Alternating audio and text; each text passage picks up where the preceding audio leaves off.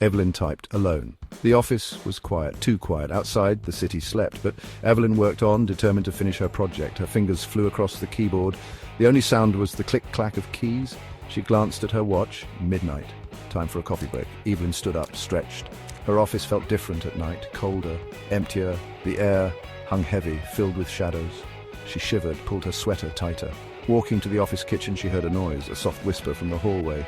She stopped, listened. Silence. Must be her imagination. Evelyn made her coffee, her back to the dark kitchen doorway. She felt a presence, eyes watching her. She turned quickly. Nothing. Just her reflection in the black window pane. She drank her coffee, trying to ignore the feeling of unease that crept up her spine. Back at her desk, Evelyn tried to focus, but the silence was broken now, replaced by whispers of sound. The rustling of papers, the creak of a floorboard, the tap, tap, tap of unseen fingers on a keyboard. She looked around, her heart pounding. The other computers were off. She was alone. Wasn't she? Evelyn tried to rationalize the sounds. The old building was probably settling. It was probably just the wind, but deep down, fear gnawed at her. She'd always felt something was different about this office at night. Something wasn't right, and now she was beginning to believe it. A sudden crash from down the hallway made her jump. Papers scattered on the floor, like they had been thrown by an unseen hand. Evelyn's breath caught in her throat. This was not her imagination. Something was here, with her. Something unseen, and it was not friendly.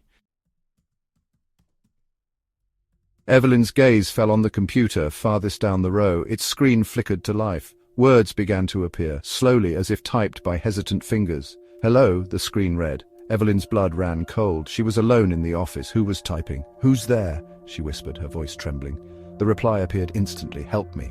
The words hung on the screen, glowing in the darkness. Evelyn's mind raced. Was it a prank? A virus?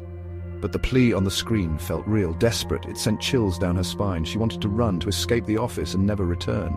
But something held her back. A strange mix of fear and morbid curiosity. She had to know who was sending these messages. What did they want? Why were they here? Evelyn cautiously approached the possessed computer. The room grew colder as she got closer.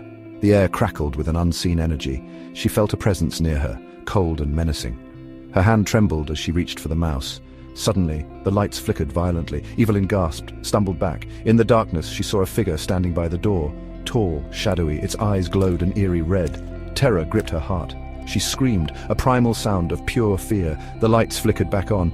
Evelyn was gone. Her chair lay empty, knocked over on the floor. The only trace of her was a single chilling message on the computer screen. It read, "Too late. You're one of us now."